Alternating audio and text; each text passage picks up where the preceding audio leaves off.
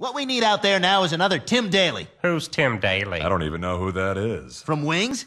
Nope. Tim Daly. He was on Wings. What? No, nobody here watched Wings. Is that the one where there's a guy and he's like he's a pilot or something? Oh, there's two guys. They're brothers and they're both pilots. And wasn't there a fat guy with a mustache? That was Roy. He's hilarious. Was this a cartoon? No, my God, no. It took place in an airport. The thing was on for 10 years. And the funny repair guy was Lowell. It made Tony Shalhoub's career. Who? The tennis player? Yeah, you know what? Screw you guys. I don't even know you. Crazy people living under a rock don't know Wings. I love Wings. I fly my plane every day, fly it across the USA. I fly my plane in the air, I fly it almost anywhere. I fly my plane all day long, fly it as I sing this song. I soar across the big blue sky. Without my plane I'd surely die. I fly it across this big land with my friends hand in hand. I soar just like the mighty crane. I love flying my plane, flying my plane, flying my plane, flying my plane. Whoa, whoa, whoa, whoa, whoa, whoa, whoa, whoa, wings! Welcome to the Wingsmen. I am Frank. I'm Scott, and this is the Wing Show. We're doing Season 1, Episode 5. There once was a girl from Nantucket. That girl is Megan Mullally, who plays Cindy. The synopsis for this episode, as we hit the intro right here, we're taking off from Nantucket. Brian asks a girl out, and she agrees on the condition that he finds someone for her friend Cindy, and he volunteers Joe. Don't forget he starts off hitting on Helen, and that didn't work. So that's where he's starting from in this one. That's true. Joe initially refuses, but Brian guilts him into it. Later he learns that Cindy is very popular, which makes him reconsider. But then Helen guilt trips him, and their date. What? And at their date, one of her exes shows up. And when he treats her crudely, Joe stands up for her. So, we don't need to do an episode now, because I just told everybody what happens in the whole thing. Yeah. Oh, wow, shit. I'm sorry, guys. That just came out of nowhere. And normally I wouldn't, say this one you can probably hopefully get by with our commentary and the sound off, because her voice in this is horrible, unbearable. I don't like her any time or place or age or era. I don't like anything about her, and this is the worst of her, I think. Not that the episode's bad. In general, I think it's really funny that she's such a big whore. Yeah. Which, first of all, let me talk about whores for a second. I think that the term whore is a thing that should be in place, not just for women, but for men as well, because men can do the same thing that women do. Sleep around with a bunch of people, and don't empower people that do that, really. I mean, I guess you can. It's just kind of immoral to me. Yeah. To just sleep around with a bunch of random people. But, who am I? Yeah. To say anything about anything. But horror makes sense. It's having a lot of random sex without... There's a bad connotation to it for a reason, But... It used to be called being a hippie. Free love, man. Like, I don't know, the girl at the bar, at the end of the night that is going to fuck somebody, no matter who. Mm-hmm. The one that's running through them like they're an assembly line. Yep. That's a whore. Yeah. Oh, yeah. And they do it. Guys can be that, too. So. Guys can be that, too. Yeah, and guys are that. We're not trying to be... sexist. Sexist. Yeah. First, Brian's out here dancing because he hasn't been fired yet. Yeah, that's true. And then... He asked Helen on a date, but she has to practice her cello. She says she doesn't date pilots. Which I think we know that's bullshit. I would posit that her whole reason for working at this little diner here is to fuck pilots, specifically Joe. one particular pilot. Of Yes. course. Yes, or I think she might fuck Lowell too. Like she would probably take Lowell. Like he's No. the kind. You don't think so? No. I think they play him as the loon on purpose to make him, No, out of the picture or relevant. I see. Romantically. Maybe does he ever? I'm pretty sure that Lowell has I think a he love does. interest. And Yeah, that she's kind of like him. yeah. Of What- course she is. She would be. She would have to be. It'd be that sort of. I don't want to look ahead though. I want to keep No, watching him organically. It'd be a surprise. But I feel like I remember him having Yeah. after a couple seasons. They're like, okay, well, let's see somebody for Lowell. Oh, I'm positive. Lowell there needs some has to loving be. too. They get a lot of letters from people. Yeah, we're already at Joe, but Brian went through.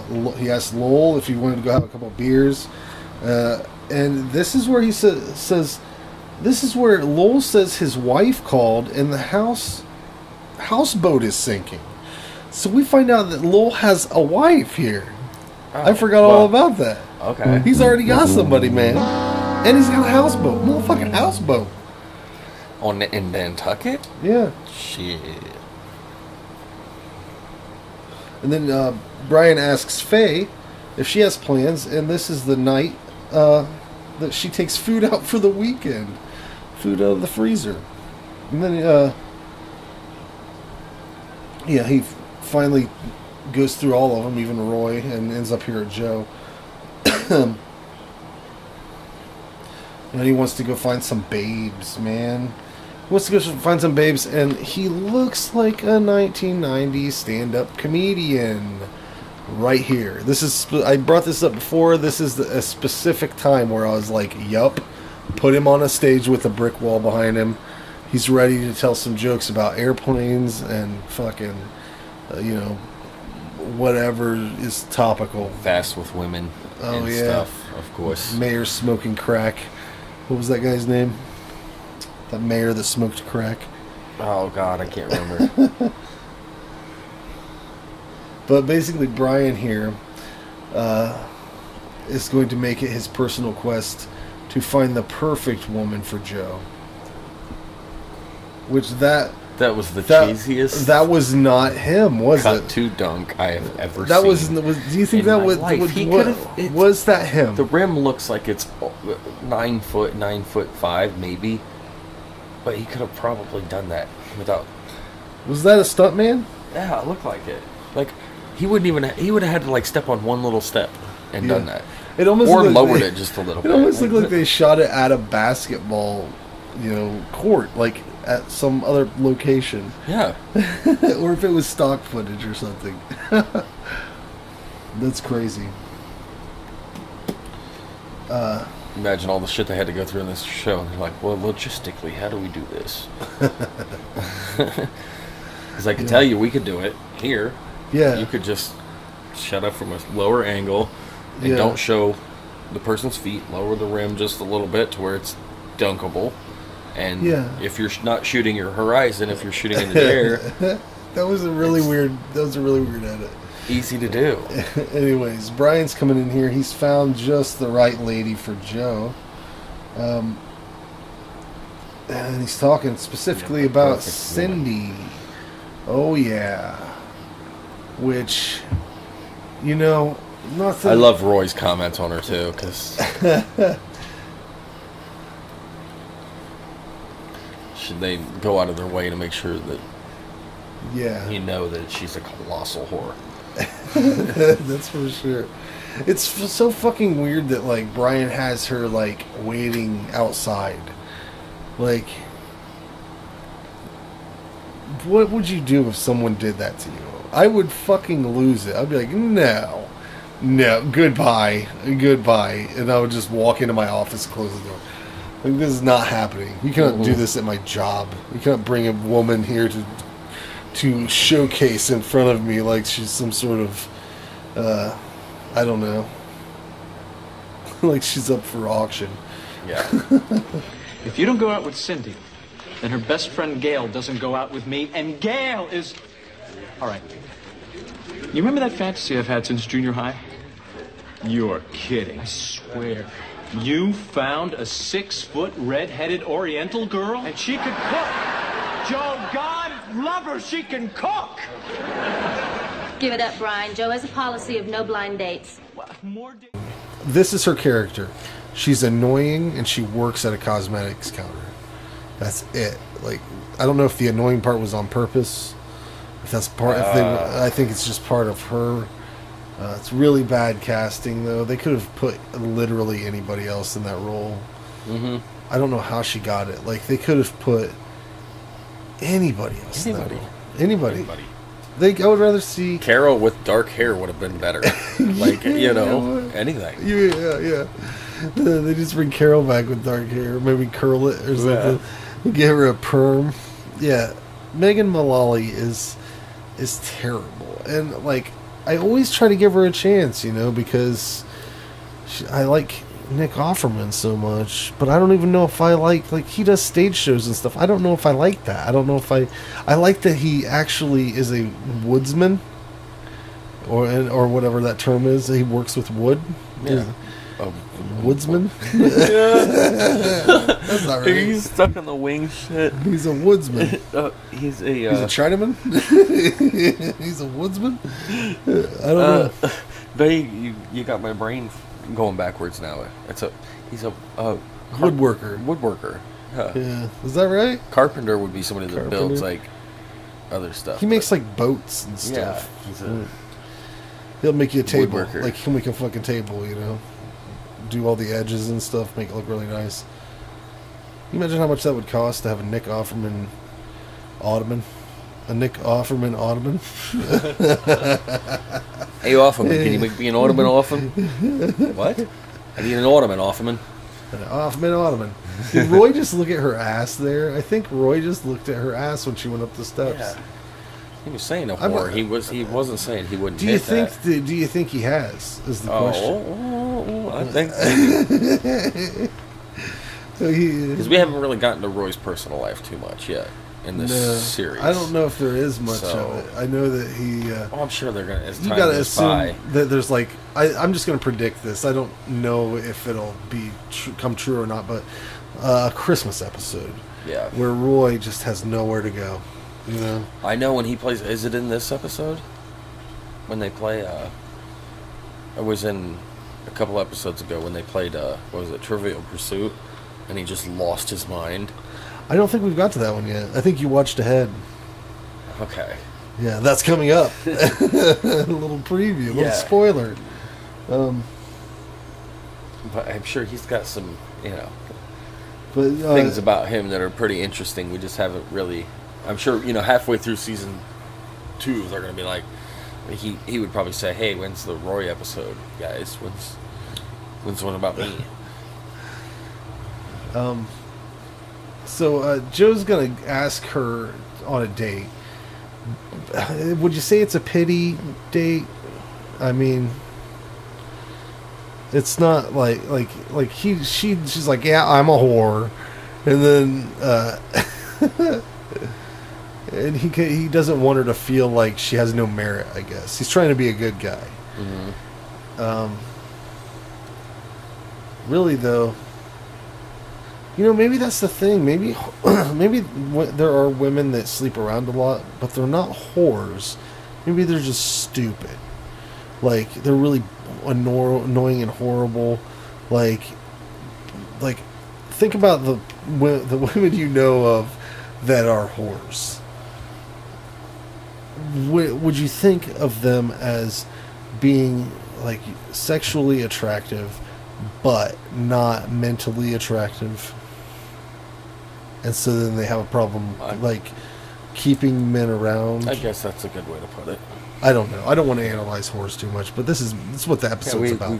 We've got a thing with whores, don't you? I kind of got a thing with whores. Hey, no, yeah, I mean, maybe like a whore did something to you, like shanked you one time or something like that. I don't know, it could be anything. This is Maya's story. It's about her bipolar depression. Yeah, here we are in Commercial City again. I make my own coffee mugs and then stare into them blankly. There's I look at my family. husband and my daughter and I want to kill them. My family are outside. I really to need them. this medicine. Hi, I want to kill everyone. Oh, bipolar depression. If you're an adult 18 and over and you're not taking methotrexate and if you have any signs of bleeding of the anus, seek medical attention immediately. Latuda is not meant for anybody on dementia. No. Wait a minute. Is it like, wouldn't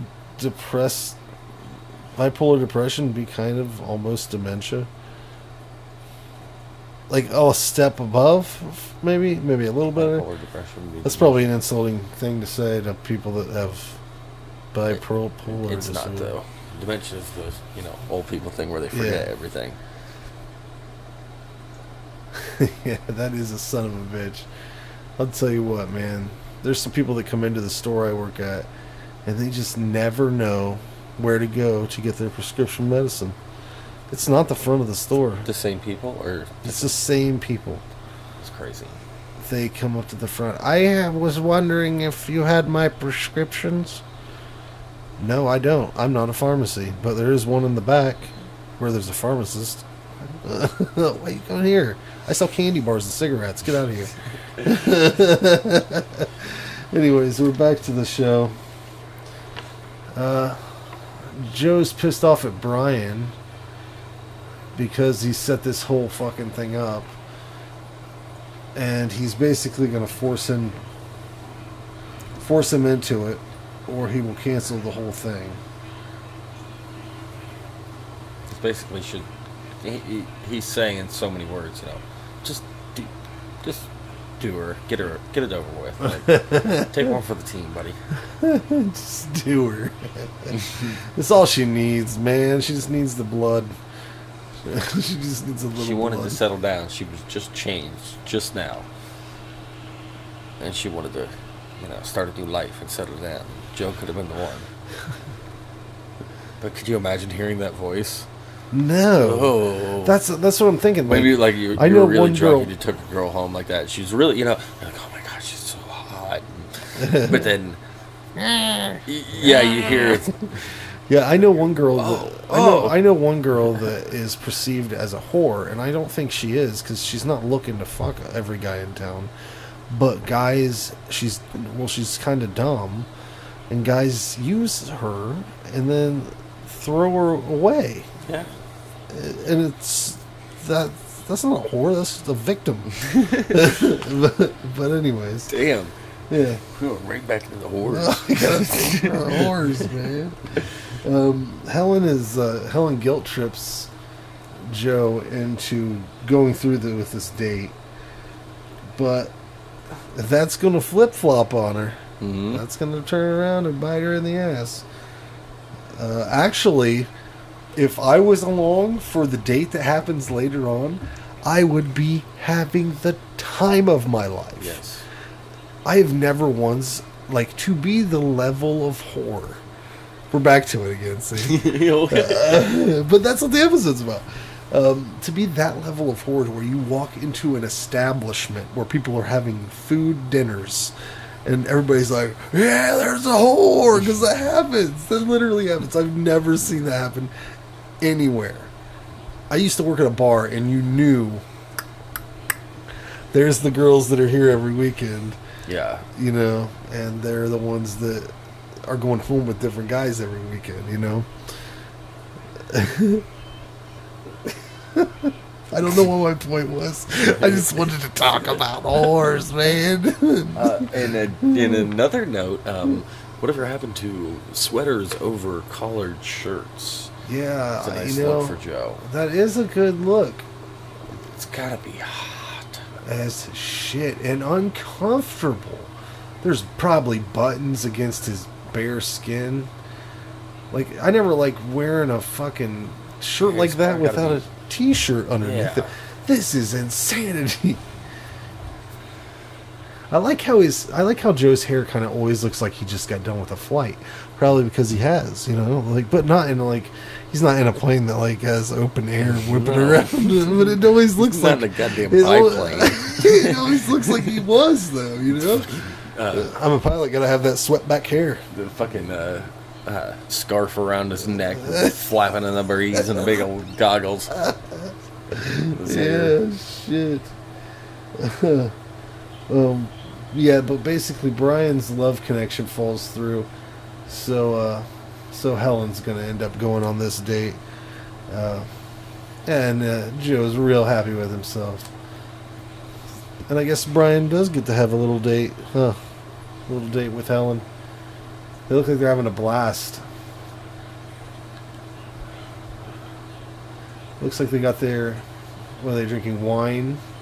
It looks like giant glasses of liquor. That's probably a Merlot. Oh, look, an ashtray on the table. Wow, what a timestamp. That's crazy. Love wings. What we need out there now is another Tim Daly. Love wings. Anyways, they're at the restaurant first, waiting. And Joe arrives with Cindy, and literally every customer in the restaurant hoots and hollers at her. Of course, there are no other women in here. Is this just a shitty bar? What is this? No, there is. There's women. In there. There's women. What's wrong with those women? Stand up for your ladies. That wouldn't happen these days. No way. Oh, basically, I don't think society's ever acted that way.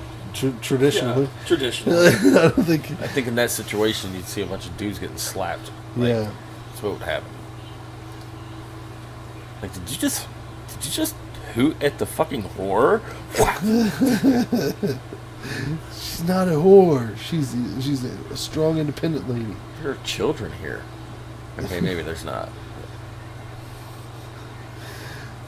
I love this part here because this guy called Jimmy just comes over and starts bothering Cindy, wanting her phone number, like just directly in front of clearly she's on a date. And clearly his collar is popped. Oh, it is popped. Hey, it's Jimmy. He does the fucking scallywag or whatever fucking dance he did was. Yeah, he does not give a shit. I guess he is huge, so he could probably, take care of business. Love wings. I love that fucking Ted Danson hair, man. That is like... If I could do that with my hair, I would. Would you? No. But I might try. Let's see if I can do it. Yeah, we're gonna have a fucking straight up crazy weird fight here in a second.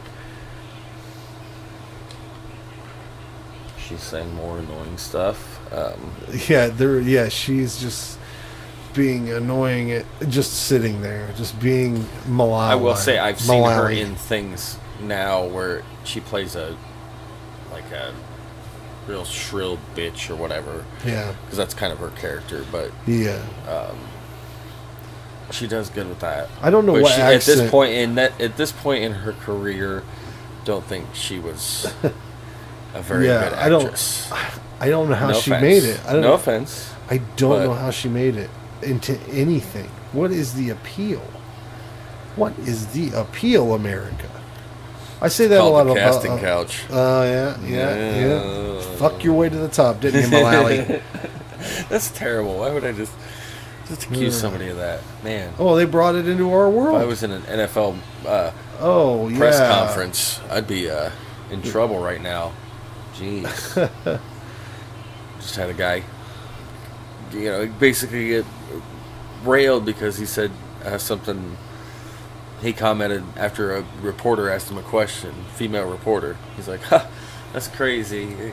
It was really funny to hear a female ask me about running routes and stuff," and blew up about it. It's like it's ignorant, but we say ignorant shit all the time. Yeah. Doesn't mean you mean it. Everybody says ignorant shit. Oh, yeah. Not saying he ain't sexist, whatever. I don't care. I really don't. But Well, the boys are beat up here. Roy's having some fun with that. This is where Cindy's going to come in and break up with Joe, who she was in a relationship with. No. I guess. That's the fun part about it. I'm glad that we don't ever see her again on the show, I hope. I hope. Don't speak too soon. Yeah. I'll have to just specifically look her up just to see if she's in the future. I can't imagine. I can't think of any of the writers, anybody in charge of the show after this being like, we need to figure out a way to get her back in the show. Yeah. No, I don't. Nobody. What was the good part? Nobody. There's no. If anybody liked this, let us know. I would love to read the reasons why that you would fucking enjoy this.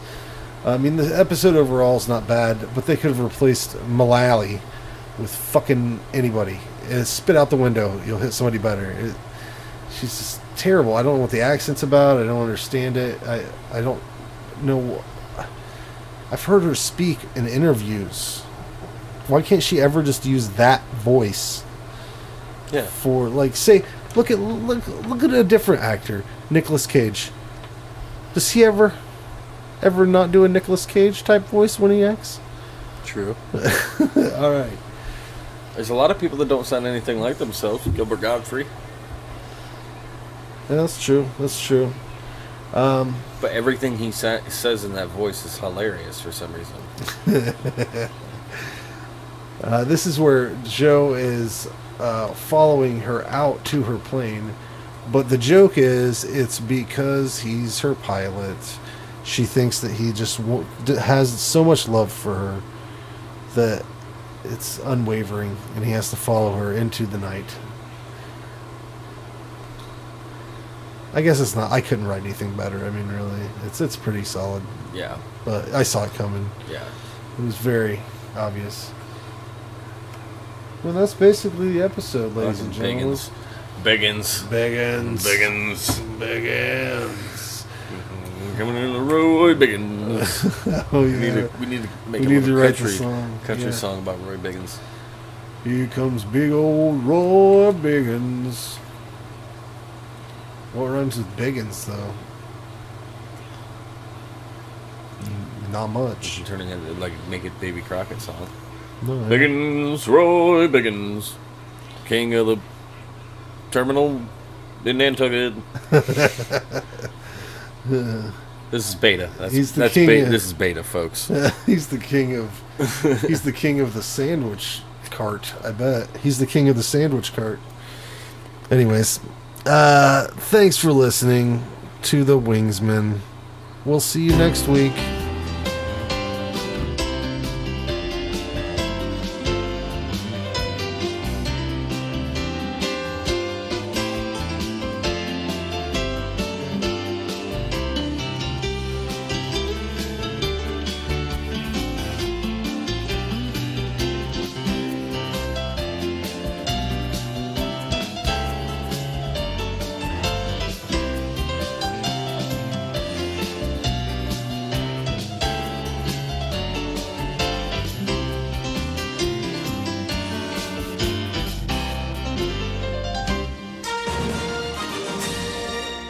No, you stupid motherfuckers. This is a ZTO TV podcast. Love wings!